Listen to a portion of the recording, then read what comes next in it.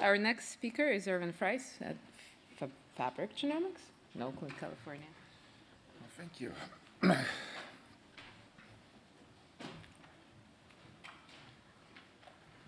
Oh dear.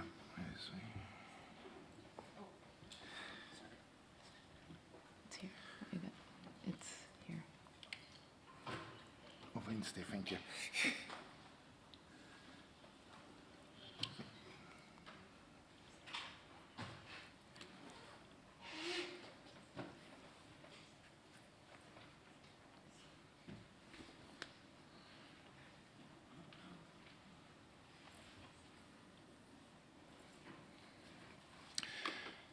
Luckily, the previous speaker was tall, so I don't have to adjust the microphones.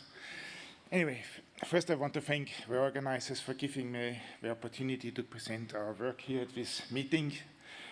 I will be talking today about high-throughput clinical diagnostics with automated variant classification. Compared to all the other talks, this will be a little bit different. I'm presenting here what it entails to translate all this wonderful work you guys are doing into a clinical setting and how much is behind that. Now, if you go to a doctor for a routine physical, you want to know if there are any risks you carry. And to this end, these days, a blood test is pretty much routine. You get your blood sample taking. We take a couple of measurements, for example, here in this case for cholesterol. If you find out your cholesterol is high, you can manage your risk by taking some statins and prevent a heart attack this way. Now, we're all in this session here because we know that genes can carry risks as well. Everybody has heard about the famous BRCA genes. If you happen to have a mutation in any of the BRCA genes, there are real-life consequences, as we have seen recently with some very prominent cases. Of course, we know we are not just BRCA. There are many other cancer genes which carry inherent risks. In general, people summarize these known risk genes into panels. Here is, for example, a cancer risk, a hereditary cancer risk panel, and you immediately recognize probably a number of the genes which are in this panel. Equally, there is a cardiovascular panel checking for heart risk, disease risk, where maybe there's a panel for newborn screening. If you have a baby, you may want to know is there any known genetic disease in which may be carried by the baby. Very recently, the Center for Disease Control has actually recognized that there are some genetic diseases which are common enough in the population to propose a tier 1 program screening the entire population for risk genes. Now, if you look for such a gene panel, you want to test each and every variant for a potential pathogenicity or benignness. Until relatively recently, this was a relatively inconsistent process. The American College for Medical Genomics published relatively recently guidelines on how to assess a variant for disease risk. We defined 28 criteria using disease, gene, and variant annotations. Now, would think this solves everything. Things are easy now. Unfortunately, first of all, there are 28 rules. They are relatively labor-intensive, and they are also, in some cases, somewhat vaguely defined. In fact, somebody actually published a card game with his 28 rules. And if you happen to play against the expert clinicians, I think you wouldn't make any money. It's complicated enough for it. Now, going further, I mean, you see we have this relatively small cancer panel. There are 15 genes in there. We found that the average patient has 13 variants in this panel. Now, for each of these 13 variants, you have to evaluate 28 rules. I leave a mark to the audience, but I can promise you it doesn't make a very happy expert clinician. It's a lot of work to do that. In addition, while the American insurance system has finally recognized that it's useful to evaluate genetic risk for managing diseases, we are putting increasing cost pressure on, on the reimbursements for this kind of evaluations. So we don't only have overworked clinicians, but also overworked, underpaid clinicians. And we're still far away from true high throughput. To this end, we created this AI classification engine called ACE. It takes several inputs. First of all, we take the variants represented by a genome or VCF file, annotate with whatever information you can find anywhere. Second, we codified the rules of this ACMG system I showed you before to make sure that they're both reproducible and consistent. Very important for clinical research. And finally, each gene and each disease is different. And there's a lot of literature surrounding each gene and each disease. So we have medical expert curators looking through it, annotating the genes. We are also augmenting it with some data-driven gene curation and codifying that again to make sure it's consistent and integrating the whole thing into this ACE engine, which produces both an evaluation of pathogenicity as an output, but also a clear text output, which is simple enough to read that even a medical doctor can understand it. Now this is what the output looks like in the upper panel here. You see a benign variant, all the old evaluations, the final assessment, and clear text explanation of each of the rules why we came to this conclusion. If you're less lucky, you may see a pathogenic variant, but in all cases, all these variants are integrated into a review for a clinician and then summarized in a clinical report.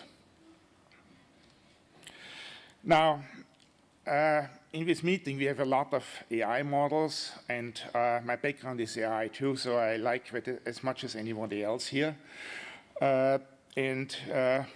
Simplest way which one could take is just integrating all these rules into some more or less transparent black box model, which generates an output and tells you this is benign or pathogenic, with the usual ROC curves or any other performance measurements.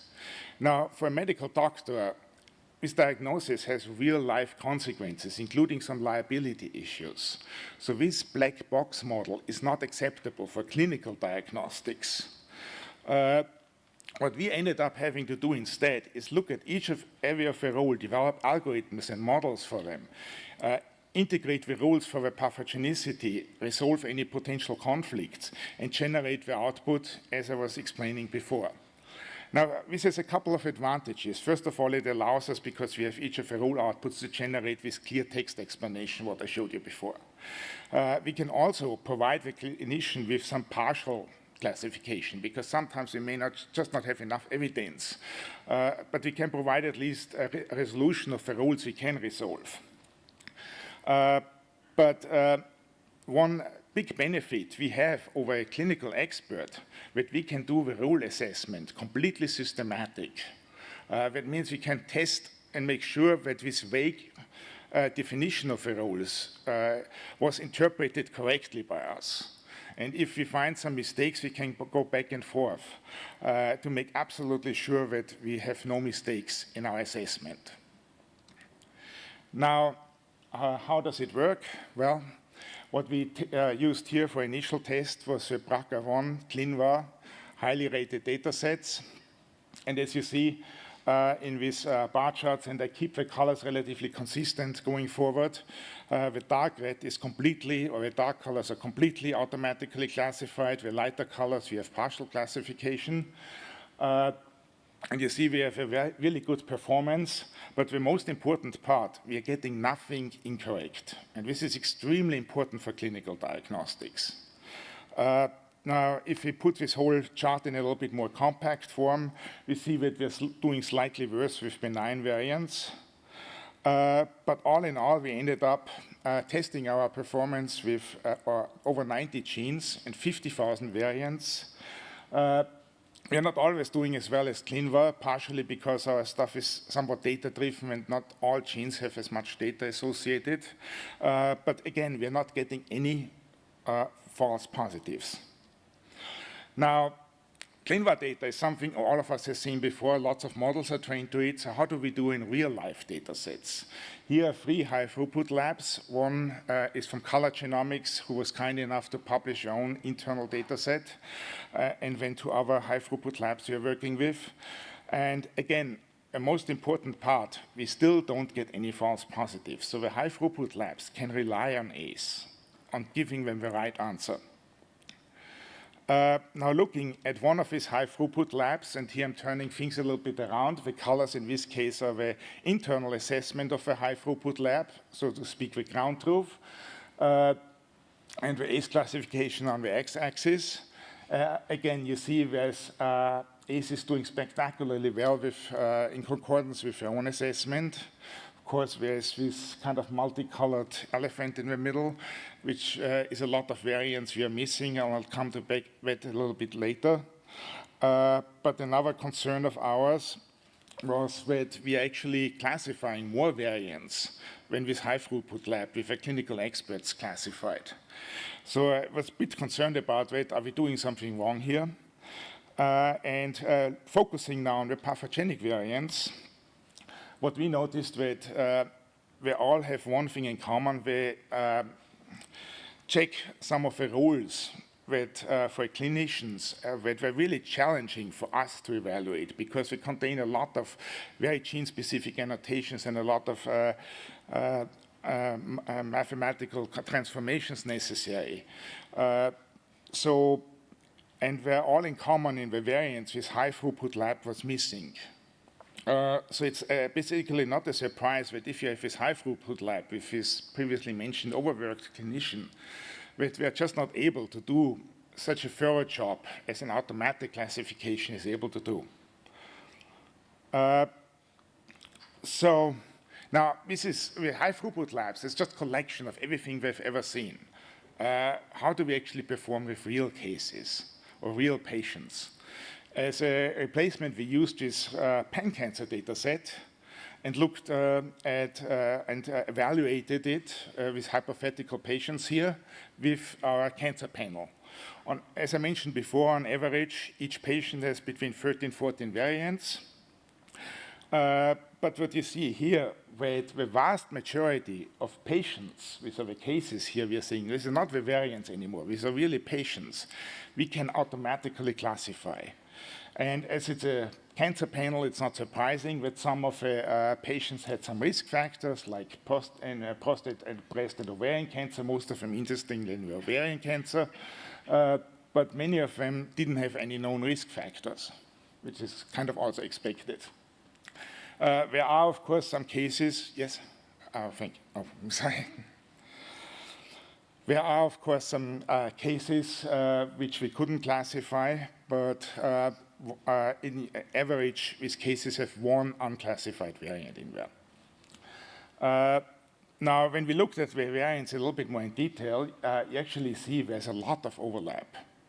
And, well, we all would like to think we're all individuals, as Monty Python already correctly paraphrased.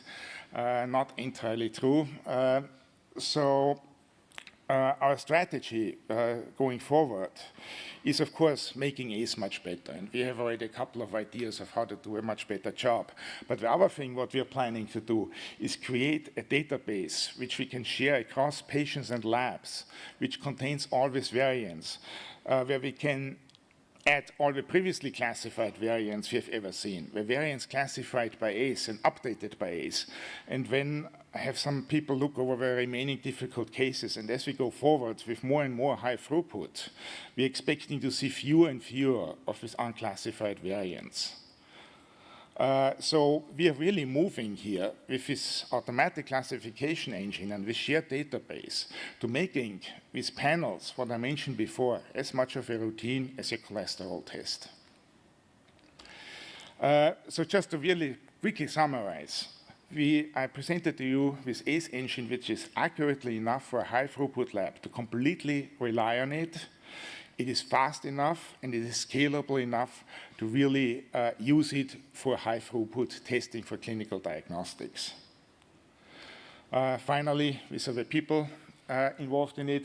I particularly want to point out Sahara, who helped me a lot with the preparation of all these figures and worked on some of the really hard assessments, and also our two clinical experts. Without them, this whole work would have been a lot less clinical. Well, thank you very much for your attention, and thank you for coming.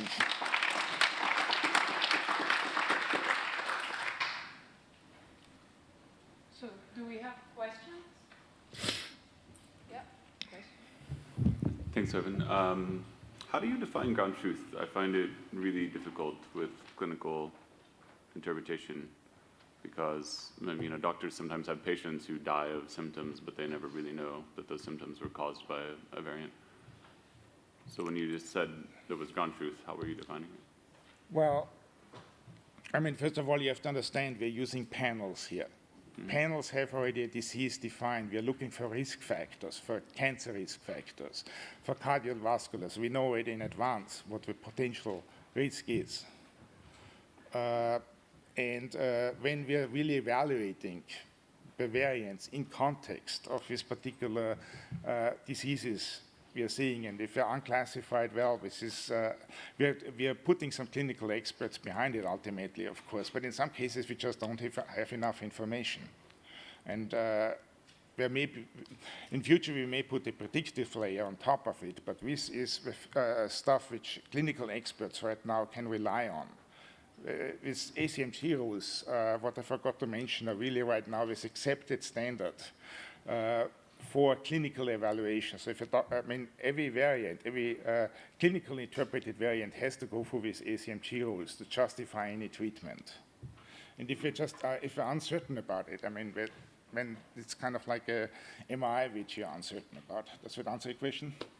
Kind of, yeah. I think the problem is, if you look in Clin Var, for example, some labs' ratings of the same variants are different than in other labs. Well, we are looking here for concordance in Clin Var. Yeah.